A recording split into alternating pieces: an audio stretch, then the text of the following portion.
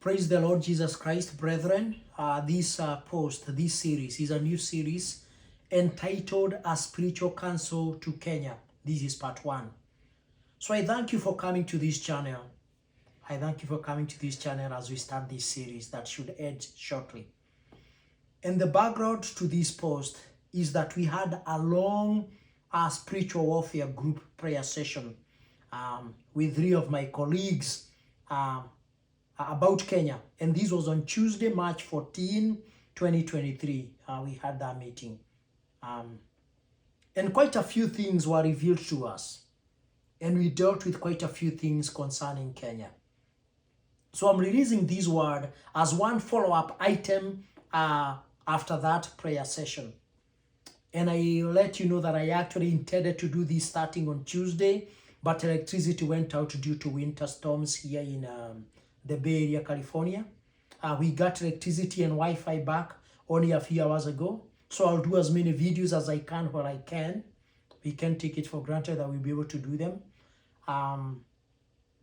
And I hope that you look for them here or at 2nd Elijah 52, YouTube and Rabo channels. And you should watch them as God leads you. Concerning that prayer on March 14, which actually is the Pi Day. 3, resurrection, completion, and perfection. 14, salvation or deliverance. It's a powerful day by meaning of the numbers. The main word we got from those prayers is that the Lord forbids President Ruto from agreeing to any kind of Nusu Mkate or coalition or power-sharing government with Raila. And I'll repeat, the Lord forbids Ruto, President Ruto, from having any agreements, power-sharing agreements with Raila Odinga. And I believe President Ruto already knows this quite clearly. He's even spoken about it even before he was elected in office, that he would not do it. What I want to emphasize is that if Ruto has a handshake with Raila, Ruto's rulership will be ruined. It's as simple as that. And here is the scripture on this fact. And it comes from Exodus chapter 23, verse 32, which says, "You shall make no covenant with them, nor with their gods." Now, let me tell you what the verse numbers mean. The number 23 means death, while the number 32 means covenant. So this Exodus chapter 23, verse 32 verse means death covenant. You see it? It means if Ruto makes a covenant with Raila and other wicked ones that God will be revealing to him, Ruto's rulership will die. It will be destroyed. So those advising Ruto to shake hands with Raila were not sent by the Lord. Some of those advising Ruto to shake hands with Raila are cowards. They are frightened about what Raila could do. Yet, in a prayer, God reminded us that Raila has no legal authority over the nation of Kenya. He doesn't. God reminded us that Raila should be reminded so, that he has no authority over the nation of Kenya. Who is he to even call for holidays in Kenya? Who gave him that authority? He's acting illegally. He's stepping out of line. And it's time he started understanding this. Somebody needs to understand, to explain this thing to him. That acting illegally is usurping authority, is not taken lightly in the spiritual realm or in the physical realm. Some of these who are advising Ruto to shake hands with Raila are speaking out of their selfish motives. They have personal selfish motives. They want to gain in one way or another.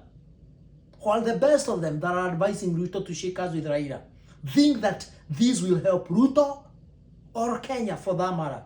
And I'm here to tell them very clearly, it will not. It will not. It will only make things worse. So we were told quite clearly that Ruto's handshake with Raila is against God's will, and it will therefore be an act of rebellion against God. And that rebellion will only make things worse for Ruto and for Kenya. And in fact, as an example, I'll remind you that Kenya's current situation was made worse when Uhuru shook hands with Raila. And now those who advise Uhuru to do so are out of power with him as part of the judgment of God on them. Same will happen with any that advise Ruto to do this handshake and Ruto ends up doing it. If he does it, all of you will end up out of power at some point. You will suffer the consequences for it. And brethren, in case you are wondering who I am, I only fearlessly talk about these things because I have been given authority to do so. I have been given clear authority to speak about these things. Otherwise, I wouldn't. It's a dangerous thing to speak about these kind of things unless you have been clearly sent to speak them. So when I speak, it is to give an account of what has already been accomplished by God's grace. And I only speak in part also. I do not reveal everything. Because some things must remain God's secret. Some things must be sealed. The sacred things belong to the Lord our God, but the things that have been revealed to us belong to us and our children forever, that we may do according to the law of God. That's Deuteronomy chapter 29, verse 29, which I've quoted offhand. So those of you who have followed this page for some time know the Father used a team he established under my leadership to destroy all the wicked political altars that were ruling Kenya. This is part of how Kenya was liberated in 2022. It was liberated by the destruction of the altars that were ruling over Kenya. And it was an important assignment. So important that the Father sent me from Kenya to be in Kenya from January 2021 to December 2022. Yet I own a business here where we live. So when I was in Kenya, I was there for those 2 years because me and my team that the Father set up by his grace and wisdom were busy destroying wicked national and global altars. So 2 weeks ago, I'll let you know that 2 weeks ago, there is one altar we had it destroyed until 2 weeks ago. It had slipped our mind, but it was by God's perfect will and purposes. There is something that needed to be done in Kenya. And specifically, it was the prayers on February 14, where President Ruto covenanted Kenya to God. According, I believe, to, it's 2 Peter chapter 2, verse 9. We are a holy nation, a royal priesthood. You know that verse, you can look at it. Which is, by the way, it's quoted. It alludes or references, I believe is from Deuteronomy. I cannot remember which chapter in Deuteronomy, but the references from Deuteronomy. Anyways, so there 2 weeks ago, this was on March 1st, 2023, the Father had us destroy the last wicked political altar in Kenya. And this altar was the Nusu Mkate Coalition government altar. So God cannot have you destroy an altar only for you to come and say, oh, God told me to do it. God does not do that. He's not an author of confusion. If he wants an altar destroyed, he does not want it in the land forever. He wants it done forever. He's the Alpha and the Omega, the beginning and the end. And I'll let you know that even I was shocked to learn that the Nusu Mkate altar ruled Kenya since independence. We've never been free. We've never been a fully free Kenyans. And not just Kenyans. Kenya, like most African nations, have never really been completely free from their colonial masters and from other imperialists who are taking more and more of the space that was once taken by the colonial masters. Countries like the USA, countries like China are imperialist nations who are moving to take more and more of the role that was taken by our colonial masters like Britain and France and Spain and Portugal. Those were mostly the countries that, and I cannot forget these wicked ones. They are really wicked. Belgium, really wicked. Anyways, what I want you to know is we enter times when African nations will finally be free from their colonial masters and other imperialists who take advantage of Africa. This will, however, only happen if these African nations follow God's guidance. That's why I'm doing these posts. That's why I'm doing these posts and the spiritual counsel to rulers and the spiritual warfare warfare posts, because we need to equip the rulers, we need to equip believers to wage the war that needs to be waged in the spirit, so Africa can be free, so God's people can be free. On this topic of Africa being free finally, the children of God, the black peoples, I've actually spoken about how the curse of 400 years of slavery God imposed on us as a consequence of breaking our covenant with Him ended effective the year 2020, which is why they released COVID. They were trying to abort this thing. That's one of the reasons they released COVID, to abort our movement from slavery. According to the Abrahamic, not even Abrahamic, the Abrahamic covenant of Genesis chapter 15 verse 13. That surely your children shall go and be slaves in a foreign land. I'm paraphrasing. But after 400 years, they shall be free. Slavery started in 1619, August. That's when the slaves landed in Jamestown, in Massachusetts, USA. You can Google these things. And God sent them there, which is why those slaves were delivered by a slave ship called the White Lion. It was a Dutch ship, because the Dutch are wicked. It was a Dutch ship. White Lion is Jesus. He's the Lion of Judah. White is righteous. He's the righteous lion. You see, what has happened and has continued happening to the black peoples of this earth, especially, including the Hamites, because the wicked ones do not know the difference between the children of Israel, the Semites, from the Hamites. They see them all as black. They think we are the same. It's the same way people could not distinguish Joseph. Even his own brothers could not distinguish Joseph from the Egyptians. Jesus could hide in Egypt among the Hamites, because the Hamites and the Israelites, the true Israelites, are black people who look the same. You see? And if you need to understand very clearly what I'm talking about, you need to read Deuteronomy chapter 28. You will see what has happened to black people, and only to black people, and why those black people are the only ones who qualify as the Bantu, the my people that I'm talking about. But I always like to qualify also that we live in times when salvation is through the blood of Jesus Christ, not through natural blood. Jesus came so that other nations who believe in Him can also be saved. Sheep that are not of God's fold can also be saved. Anyways, let's circle back to where we were. And we were at a point where we need to insist that Raila and his local team, that is supported by the global beast system, are actually so mad because they know that the Nusu Mkate altar in Kenya was destroyed. They know it. That's why they are so agitated. That's why they are so angry. They know the altar was destroyed. Unlike you. You know, the problem is most of us do not know spiritual things.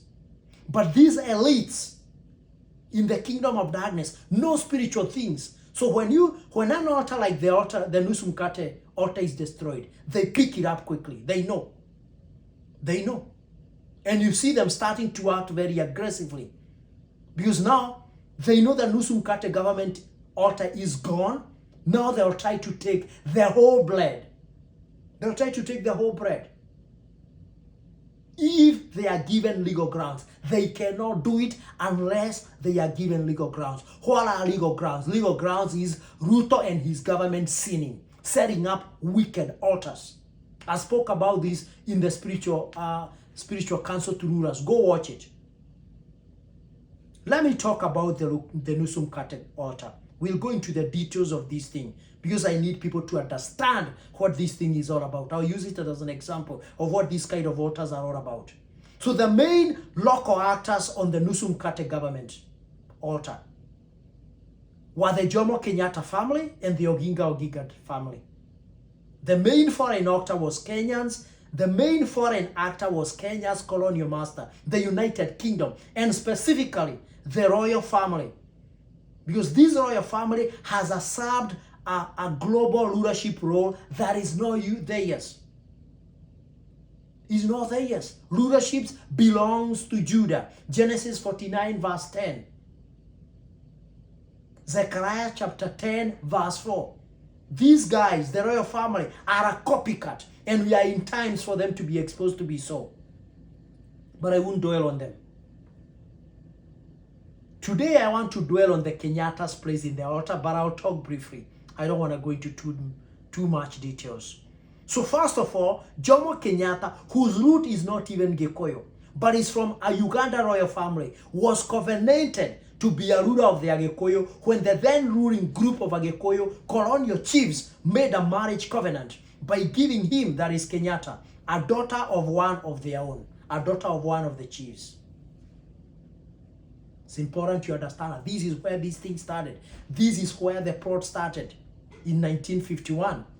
Through this marriage, this one opened the door for what happened in 1952, the main year of activation of this divine mission, but divine mission from the kingdom of darkness. So the colonial chiefs gave Jomo Kenyatta, Senior Chief Moho Gadesha's 18-year-old daughter Gena. And among the covenants made when 18-year-old Gena was given to Kenyatta, who was around 60 years old then, is that Gena's house would never lack a ruler. So last year, Mama Gena cancelled that covenant with the Agikuyu and all the people of Kirema. Kirema in Gikuyu is mountain. Mama Gena cancelled that covenant with her own hands when she cut the dreadlocks of Mau Mau fighter Field Marshal Wajiro wa Kirema. Yes, she did. You all saw it. And there is lots of spiritual symbolism in what Mama Gena did because she did not know any better. If she did, she knew any better. If there was anybody who understood spiritual things, she would not have done this thing. Let's look at the spiritual meanings in the numbers, items, and names involved. And we'll only look at a few of them. So we look at the fact that Gena was born on June 24, 1933.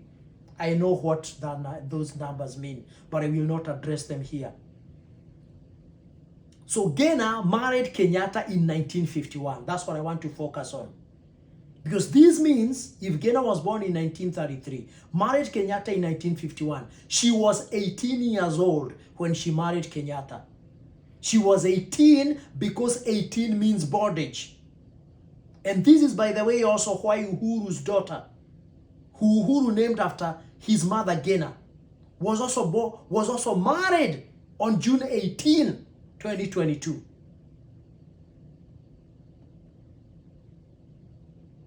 This happened because it was another misunderstanding and misapplication of spiritual principles. But they tried. I know what they were trying to do. That's the good thing. When you know the real, you can always identify the copycat. When you know what should be done, you always can quickly pick up on when mistakes are being made. And which is why, like in that spiritual counsel to rulers, I was getting a little bit agitated because I can see the mistakes that are being made. And I can see where they lead. And they don't lead a good place. They do not lead a good place. But let's not dwell on that. Because hopefully people's eyes will be opened and they will start doing the right thing.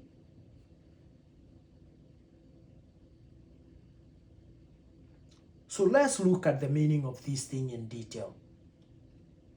So the meaning of the 18 in the age of Mama Gena, when she got married, is that the colonial chiefs sold the Gikuyu nation and the Kirema, the mountain, into bondage to the Uganda seed that is Jomo Kenyatta through that marriage. That's what this marriage was about.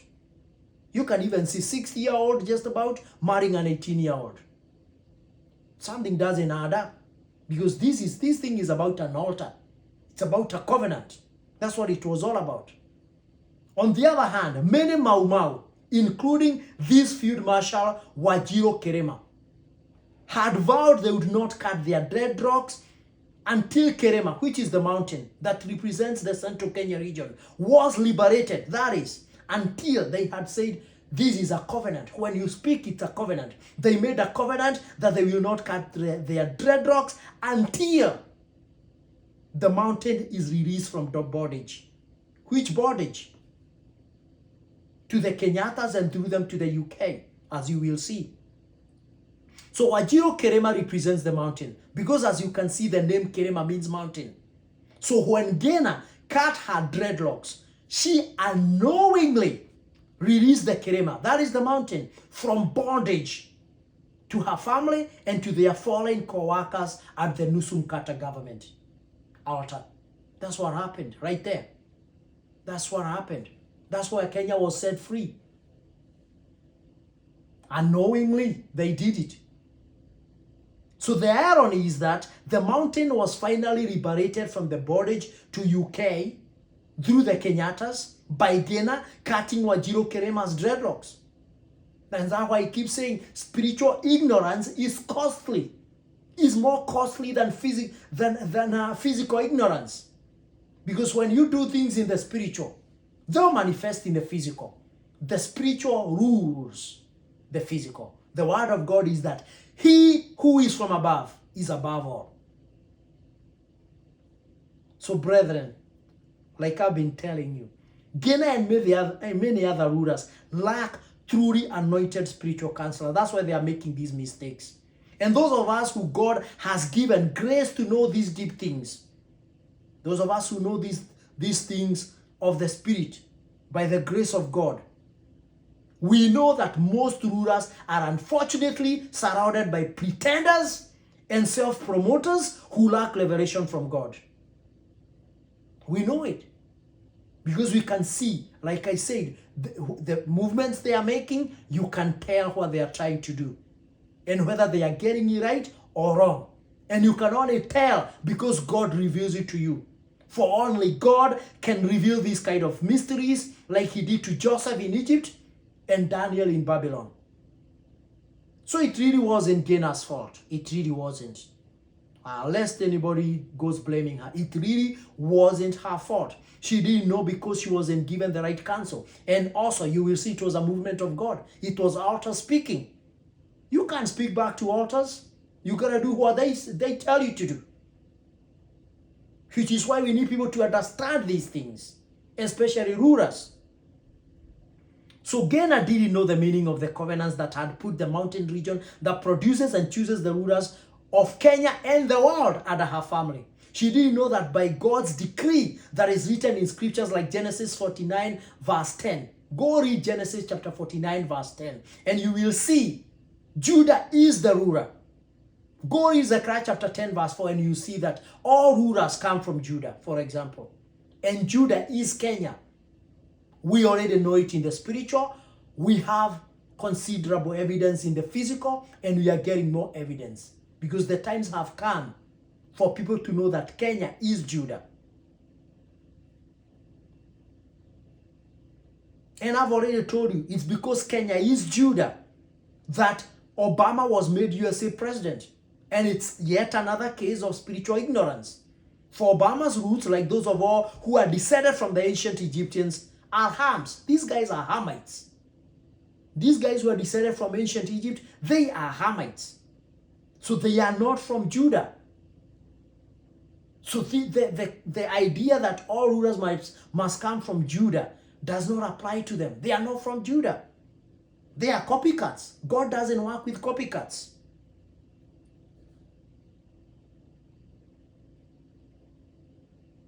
Gena didn't know it is her family that was used to put the mountain and Kenya in bondage, or how this was done. They don't understand these things. They just do them. And they do them because they lack the spiritual counsel to explain what is being done. So she went ahead and cut the dreadlocks that had locked the mountain and Kenya under her family by covenant.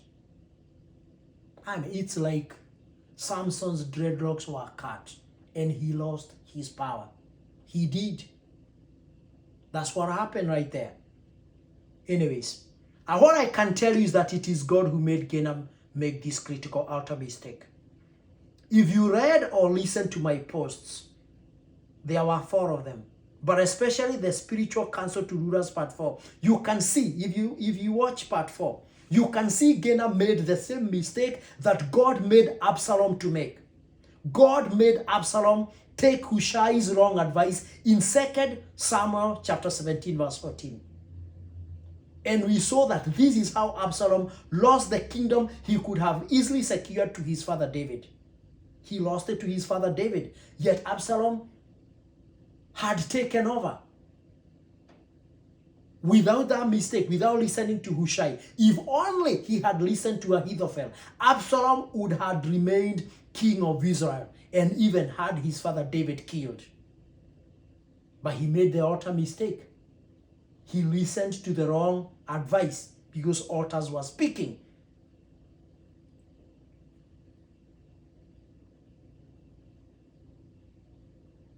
Thinking about it, you can also see this is similar to how Azimio, the opposition party in Kenya, lost to UDA, the ruling party in Kenya, when they could have easily secured victory in Kenya 2022 election.